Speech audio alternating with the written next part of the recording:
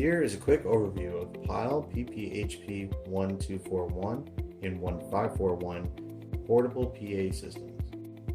The units come with the following.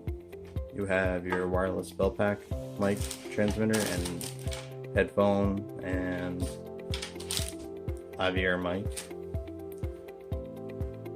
set of AA batteries, a remote. Make sure you slide this out before use. Your AC charging cable, a wireless microphone. The bottom spins off. Put the batteries. And then you have your basic on and off switch. And a user manual. On the top and sides of the unit, you have your handles for travel and carry. You have your toe, which you press this button on the inside and pull up. You press it again to go down.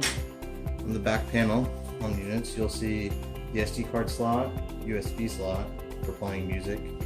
You have your LCD display and your mode, back and forward, repeat, scan, play, and pause button.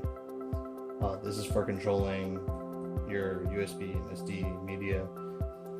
You got your mic input, your guitar input, and then you've got your mic. You got your mic volume level and echo. Over here you have your bass and treble controls. This controls it for the whole entire unit. You have your guitar volume level right here, your MP3 volume control dial right here, and then your master volume control dial right here. You have your aux in and out right here, and you have your mic priority button. Pushing this in will actually cause the volume of your mics to be louder and bring the music volume down.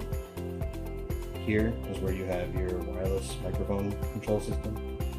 Here's your volume for the A mic and B mic, and the power switch is right here to turn it on and off. Here you get your power button and your battery charge. To turn on the unit, just turn on this one. Whenever you're charging it, turn it off and turn this on, and then plug in your AC cable right down here and then into the wall.